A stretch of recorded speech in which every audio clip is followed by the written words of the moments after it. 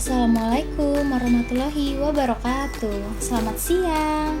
Di siang hari ini yang cerah, kami dari mahasiswa Universitas Muhammadiyah Prof. Dr. Hamka ingin mendatangi sebuah sekolah yang sangat nyaman dan indah, yaitu SDN Cijantung 01 Pasar Rebo, Jakarta Timur. Sebelumnya, saya akan memperkenalkan diri, yaitu Vinka Dia Oktavianti dari Prodi PGSD.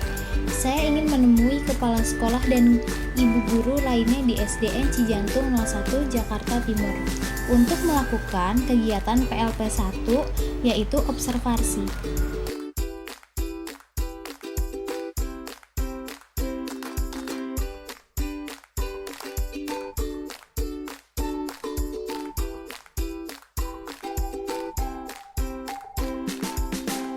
Baik ya Bu, saya mulai pertanyaan. Assalamualaikum warahmatullahi wabarakatuh. Ya, pertanyaan pertama, apa yang dilakukan sekolah untuk perkembangan sosial dalam peserta didik? Perlakuan untuk perkembangan sosial anak seperti itu Bu. Perkembangan sosial anak. Ya. Di sini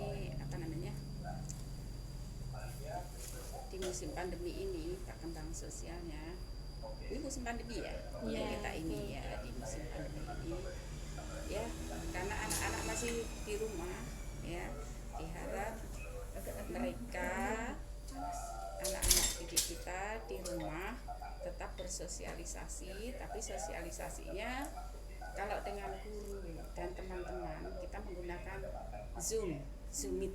Jadi kan bersosialisasi ya, bersosialisasinya dengan Zoom Meet. Sedangkan untuk kalau dengan Zoom Meet itu kan mereka bisa bersosialisasi walaupun dalam dunia maya. Mereka masih bisa melihat teman-temannya, gurunya. Nah, selain itu, kalau di rumah dia juga bisa bersosialisasi dengan keluarga terdekatnya, ayah bundanya. Jadi kita tetap mengawasi perkembangan mereka dengan Zoom ini, dengan di masa pandemi PJJ. Jadi supaya tetap perkembangan sosial anak-anak itu terpantau. Ya, jadi orang tua juga melaporkan apa kegiatan anak di rumah. Kita juga memberikan masukan ya, tidak hanya tugas-tugas, tapi kita memberikan masukan-masukan yang mereka itu akan tahu nantinya dengan perkembangan diri mereka yang sekarang ini mungkin ini calon-calon ibu guru ya, calon-calon ibu guru akan mengerti betapa kami juga berusaha di sekolah untuk selalu memberikan layanan terbaik untuk anak-anak di rumah ya, apalagi dalam sekarang kalau dilihat ya dengan perkembangan sosialnya mereka, kan mereka terkungkung di rumah ya, tidak bisa bersosialisasi di luar. Tapi alhamdulillah berkat kerjasama orang tua, guru ya, dan semua yang ada di sekolah, itu anak-anak bisa terpantau, perkembangan sosial mereka juga bisa kita amati dengan baik. Itu aja. Terima kasih Ibu atas jawabannya. Pertanyaan kedua, coba dulu. Lalu mengenai struktur Bu, bagaimana cara Ibu menyusun struktur dalam sekolah? Apakah ada pembagian tugas dalam masing-masing struktur tersebut? Nah, kalau untuk struktur, sebelum kita memberikan tugas untuk semua yang ada di sekolah ya, anggota sekolah ini kita kan adakan dulu bersama-sama. Jadi kita bentuk misalnya struktur organisasi di sekolah, otomatis kan ketuanya siapa, nanti ada didampingi komite. Nah, itu kita ajak bersama-sama. Jadi mereka memiliki tugas masing-masing. Setiap guru ada tugas masing-masing sesuai dengan struktur yang telah diterapkan oleh sekolah. Jadi kita sebelum membagi tugas, kita kumpulkan dulu Bapak Ibu Dewan Guru dan Tendik di sekolah. Itu kalau untuk pembagian struktur ya. Terima kasih. Iya, sama-sama. Selamat siang Ibu. Ya, kami dari Universitas Muhammadiyah Prof. Dr. Hamka, jurusan PGSD, program studi pendidikan guru SD, izin mewawancara Ibu. Sebelumnya saya memperkenalkan Ibu dulu, nama Ibu siapa? Nama saya Lilis Hutagalung. Ibu ngajar kelas berapa Ibu? Kelas 6. Kelas 6. Ya. Saya izin mewawancarai sebentar mengenai kendala ya Bu. Iya. Ya. Menurut Ibu Lilis ya, kendala apa saja dalam proses pembelajaran di masa pandemi seperti ini Bu? Oke. Kalau pandemi itu masalah itu banyak. Tapi kita harus pintar-pintar menyikapi. Satu, ini anak salah satu gawe HP. HP ini bagaimana supaya kita bisa menyampaikan, ingat kan? Kalau dia nggak punya, otomatis kan terlambat semua tugas. Jadi kita harus ada komunikasi dengan orang tua. Harus ada komunikasi, itu kendala besar buat kami. Itu paling banyak kendalanya.